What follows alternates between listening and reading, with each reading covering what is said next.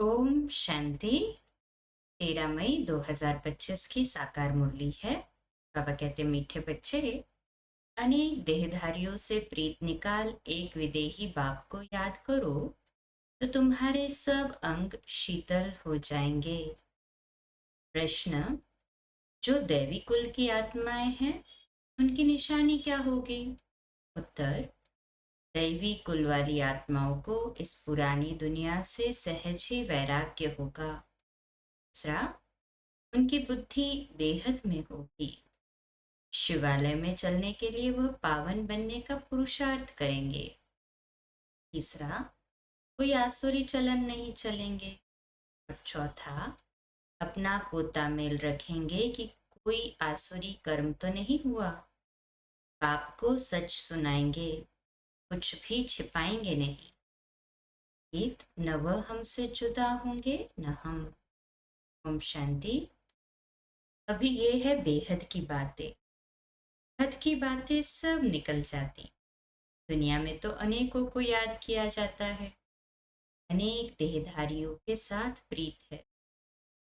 विदेही एक ही है जिसको परमपिता परमात्मा शिव कहा जाता है। तुम्हें अब उनके साथ ही बुद्धि का योग जोड़ना है। कोई देहधारी को याद नहीं करना है। ब्राह्मण आदि खिलाना ये सब भी कलयुग की रस्म रिवाज। वहां की रस्म रिवाज और यहाँ की रस्म रिवाज बिल्कुल अलग है। हाँ, कोई भी देहधारी को याद नहीं करना है। जब तक वह अवस्था आए तब तक पुरुषार्थ चलता रहता है। बाप कहते हैं, जितना हो सके पुरानी दुनिया के जो होकर गए हैं या जो है उन सब को भूल जाना है। सारा दिन बुद्धि में यही चले, इसको क्या समझाना है। सबको बताना है कि आकर वर्ल्ड के पास्ट प्रेजेंट फ्यूचर को समझो, जिसको कोई भी नहीं जानते। पास्ट अर्थात कब से शुरू हुई, प्रेजेंट अब क्या है। शुरू हुई है सतयुग से, तो सतयुग से लेकर अभी तक और फ्यूचर क्या होना है दुनिया बिल्कुल नहीं जानती। तुम बच्चे जानते हो, इसलिए चित्र आदि बनाते। यह है बड़ा बेहद का नाटक। वह झूठे हद के नाटक तो बहुत बनाते हैं। स्टोरी बनाने वाले अलग होते हैं और नाटक की सीन सीनरी बनाने वाले दूसरे होते हैं। ये सारा राज अभी तुम्हारी बुद्धि में है। अभी जो कुछ देखते हो वह नहीं रहेगा। वह है ना ये पक्का? कहे हाँ जी बाबा, ये तो विनाश हो जाएगा। तो तुमको सत्युगी दुनिया की सीन सीनरी बहुत अच्छी दिखलानी पड़े। जैसे अजमेर में सोनी द्वारिका है, तो उनमें से भी सीन सीनरी लेकर नई दुनिया अलग बनाकर फिर दिखाओ। इस पुरानी दुनिया को आग लगनी है। इनका भी नक्शा तो है ना, और ये नई दुनिया इमर्ज हो रही है। ऐसे ऐसे ख्याल कर अच्छी रीति बनाना चाहिए। ये तो तुम समझते हो। इस समय मनुष्यों की बिल्कुल है जैसे पत्थर बुद्धि। कितना तुम समझाते हो फिर भी बुद्धि में बैठता नहीं। जैसे नाटक वाले सुंदर सीन सिनेरी बनाते हैं, ऐसे कोई से मदद ले स्वर्ग की सीन सिनेरी बहुत अच्छी बनानी चाहिए। वो लोग आइडिया अच्छी देंगे, युक्ति बताएंगे। उनको समझाकर ऐसा अच्छा बनाना चाहिए जो मनुष्य आकर समझे। बरोबर सतयुग में तो एक ही धर्म था। तुम बच्चों में भी नंबरवार है जिनको धारणा होती है। यह अभिमानी बुद्धि को छीछी कहा जाता है। यही अभिमानी को गुलगुल अर्थात फूल कहा जाता है। कि तुम फूल बनते हो ना? कहे हाँ जी बाबा। यह अभिमान रहने से कांटे के कांटे रह जाते। तुम बच्चों को तो इस पुरानी दुनिया से वैराग्य है। तुम्हारी है बेहद की बुद्धि, बेहद का वैराग्य। हमको इस वैश्यालय से बड़ी नफरत है। अभी हम शिवालय जाने के लिए फूल बन रहे हैं। बनते बनते भी अगर कोई ऐसी खराब चलन चलते हैं तो समझा जाता है इनमें अभी भूत की प्रवेशता है। एक ही घर में पति हंस बन रहा है, पत्नी नहीं समझती है तो डिफिकल्टी होती है, सहन करना पड़ता है। समझा जाता है इनकी तकदीर में नहीं है। सब तो दैवी कुल के बनने वाले नहीं है, जो बनने वाले होंगे वही बनेंगे। बहुतों की खराब चलन की रिपोर्ट्स आती है, ये आसुरी गुण है, इसलिए बाबा रोज समझाते हैं अपना पोता मेल रात को रख देखो कि आज कोई भी आसुरी काम तो हमने नहीं किया। बाबा कहते हैं सारी आयु में जो भूल की है वह बताओ। कोई कड़ी भूल करते हैं तो फिर सर्जन को बताने में लज्जा आती है, क्योंकि इज्जत जाएगी ना, न बताने से फिर नुकसान हो जाए। माया ऐसे थप्पड़ मारती है जो एकदम सत्यानाश कर देती है। माया बड़ी जबरदस्त है। 5 विकारों पर जीत पा नहीं सकते तो बाप भी क्या करेंगे। बाप कहते हैं मैं रहमदिल भी हूं तो कालों का काल भी हूं। मुझे बुलाते ही है पतित पावन आकर पावन बनाओ। मेरा नाम तो दोनों है ना, कैसे रहमदिल हूं फिर कालों का काल हूं। वह पार्ट अभी बजा रहा हूं। कांटों को फूल बनाते हैं तो तुम्हारी बुद्धि में वो खुशी है। अमरनाथ बाप कहते हैं तुम सब पार्वतियां हो। अभी तुम मामेकम याद करो तो तुम अमरपुरी में चले जाएंगे और तुम्हारे पाप नाश हो जाएंगे। उस यात्रा करने से तुम्हारे पाप नाश तो होते नहीं। भक्ति मार्ग की यात्राएं। बच्चों से ये प्रश्न भी पूछते हैं कि खर्चा कैसे चलता है, परंतु ऐसा कोई समाचार देते नहीं कि हमने ये रिस्पॉन्ड किया। इतने सब बच्चे ब्रह्मा की औलाद ब्राह्मण हैं तो हम ही अपने लिए खर्चा करेंगे ना। राजाई भी श्रीमत पर हम स्थापन कर रहे हैं अपने लिए। राज्य भी हम करेंगे। राजयोग हम सीखते हैं तो खर्चा भी हम करेंगे। शिव बाबा तो अविनाशी ज्ञान रत्नों का दान देते हैं, जिससे हम राजाओं का राजा बनते। बच्चे जो पढ़ेंगे वही खर्चा करेंगे ना। समझाना चाहिए हम अपना खर्चा करते, हम कोई भीख व डोनेशन नहीं लेते। परंतु बच्चे सिर्फ लिख देते हैं कि ये भी पूछते हैं। इसलिए बाबा ने कहा था जो जो सारे दिन में सर्विस करते हैं वह शाम को पोतामेल बताना चाहिए। उसकी भी पीठ होनी चाहिए। बाकी आते तो ढेर है। वह सब प्रजा बनती है। ऊंच पद प्राप्त करने वाले बहुत थोड़े हैं। राजाएं थोड़े होते हैं, साहूकार भी थोड़े बनते हैं, बाकी गरीब बहुत होते हैं। यहाँ भी ऐसे है तो देवी दुनिया में भी ऐसे होंगे। राजाई स्थापन होती है ना, उसमें नंबरवार सब चाहिए। बाप आकर राजयोग सिखलाए आदि सनातन देवी राजधानी की स्थापना कराते हैं। दैवी धर्म की राजधानी थी, अभी नहीं है। बाप कहते हैं मैं फिर स्थापना करता हूँ, तो किसको समझाने के लिए चित्र भी ऐसा चाहिए। बाबा की मुरली सुनेंगे करेंगे, दिन प्रतिदिन करेक्शन तो होती रहती है। तुम अपनी अवस्था को भी देखते रहो कितना करेक्ट होती जाती है। बाप आकर गंदगी से निकालते हैं। जितना जो बहुतों को निकालने की सर्विस करेंगे उतना ऊंच पद पाएंगे। तुम बच्चों को तो एकदम क्षीरखंड होकर रहना चाहिए। सतयुग से भी यहाँ बाप तुमको ऊंच बनाते हैं। बाप ईश्वर पढ़ाते हैं तो उनको अपनी पढ़ाई का जलवा दिखाना है। तब तो बाप भी कुर्बान जाएंगे ना। दिल में आना चाहिए बस अभी तो हम भारत को स्वर्ग बनाने का धंधा ही करेंगे। ये नौकरी आदि करना वो तो करते रहेंगे, पहले अपनी उन्नति का तो करें। है बहुत सहज। मनुष्य सब कुछ कर सकते हैं।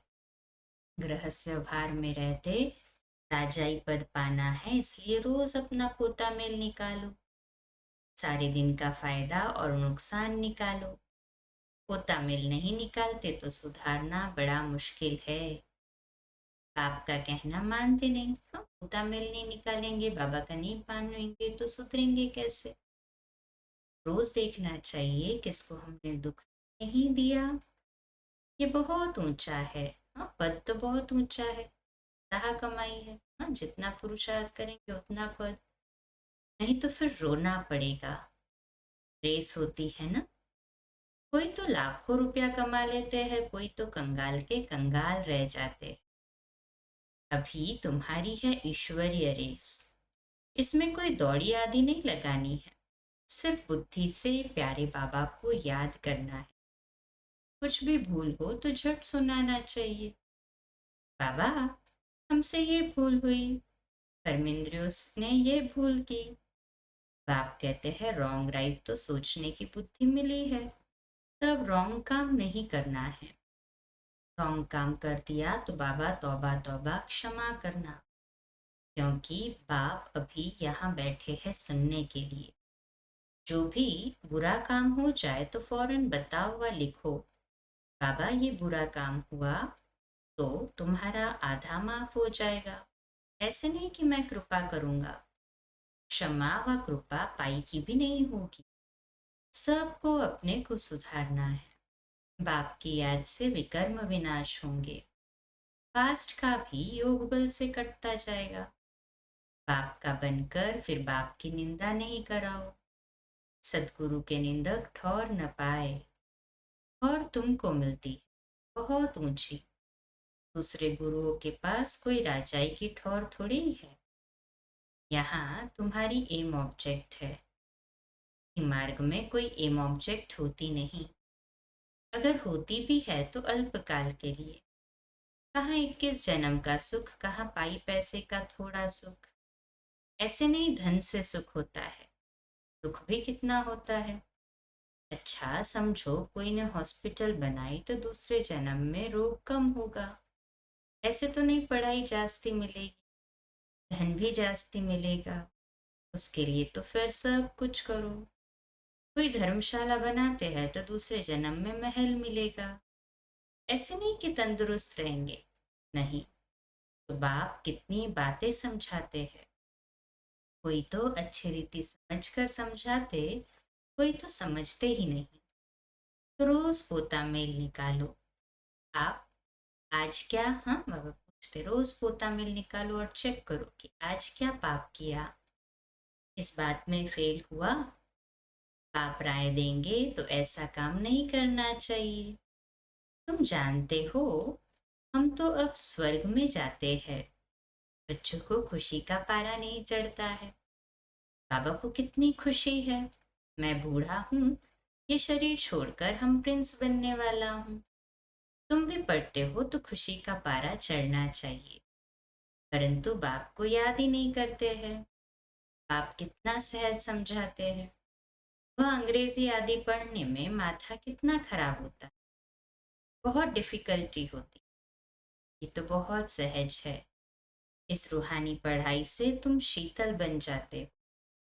इसमें तो सिर्फ बाप को याद करते रहो तो एकदम शीतल अंग हो जाएंगे। शरीर तो तुमको है ना, शिव बाबा को तो शरीर नहीं है, अंग है श्री कृष्ण का। उनके अंग तो शीतल है ही, इसलिए उनका नाम रख दिया है। अब उनका संग कैसे हो, वो तो होता ही है सतयुग में। उसके भी ऐसे शीतल अंग किसने बनाए, ये तुम अभी समझते हो।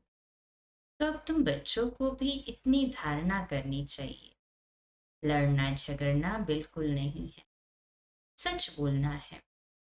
झूठ बोलने से सत्यानाश हो जाती है। बाप तुम बच्चों को ऑलराउंड सब बातें समझाते हैं। चित्र भी अच्छे अच्छे बनाओ जो फिर सबके पास जाए। अच्छी चीज देखकर कहेंगे चलकर देखो। समझे समझाने वाला भी तो होशियार चाहिए ना। कहें हाँ जी बाबा। सर्विस करना भी सीखना है। अच्छी ब्राह्मणियां भी चाहिए जो आप समान बनाए। जो आप समान मैनेजर बनाती है उन्हें अच्छी ब्राह्मणी कहेंगे, वह पद भी ऊंच पाएगी। बेबी बुद्धि भी न हो, नहीं तो उठा कर ले जाएंगे। रावण संप्रदाय है ना। ऐसी ब्राह्मणी तैयार करो जो पीछे सेंटर संभाल सके। अच्छा, मीठे मीठे सिकिलदे बच्चों प्रति माता पिता बाप दादा का याद प्यार और गुड मॉर्निंग। रूहानी बाप की रूहानी बच्चों को नमस्ते। हम रूहानी बच्चों की रूहानी माता पिता बाप दादा को याद प्यार गुड मॉर्निंग और नमस्ते। वाह बाबा वाह, शुक्रिया बाबा शुक्रिया। आना के लिए मुख्य सार। पहली पॉइंट, बाप को अपनी पढ़ाई का जलवा दिखाना है। भारत को स्वर्ग बनाने के धंधे में लग जाना है। पहले अपनी उन्नति का ख्याल करना है, शीरखंड होकर रहना है। दूसरी पॉइंट, कोई भूल हो तो बाप से क्षमा लेकर स्वयं ही स्वयं को सुधारना है। बाप कृपा नहीं करते, बाप की याद से भी कर्म काटने हैं। निंदा कराने वाला कोई कर्म नहीं करना है। आज का मीठा वरदान, नॉलेजफुल की विशेषता द्वारा संस्कारों के टक्कर से बचने वाले कमल पुष्प समान न्यारे व साक्षी भव। आज का सुमान है, मैं मास्टर नॉलेजफुल आत्मा हूँ। मैं मास्टर नॉलेजफुल आत्मा हूँ। विश्लेषण, संस्कार तो अंत तक किसी के दासी के रहेंगे, किसी के राजा के। संस्कार बदल जाए ये इंतजार नहीं करो, लेकिन मेरे ऊपर किसी का प्रभाव न हो, क्योंकि एक तो हर एक के संस्कार भिन्न है, दूसरा माया का रूप भी, माया भी कोई न कोई रूप में रूप बनकर आते हैं। संस्कार सभी के भिन्न भिन्न है, दूसरे माया का भी रूप बन कर आते हैं। इसलिए कोई भी बात का फैसला मर्यादा की लकीर के अंदर रहकर करो। भिन्न भिन्न संस्कार होते हुए भी टक्कर न हो, इसके लिए नॉलेजफुल बन कमल पुष्प समान न्यारे व साक्षी रहो। स्लोगन, हठ व मेहनत करने के बजाय रमणीकता से पुरुषार्थ करो। अव्यक्त इशारा, रूहानी रॉयल्टी और प्योरिटी की पर्सनालिटी धारण करने का। पवित्रता सुख शांति की जननी है।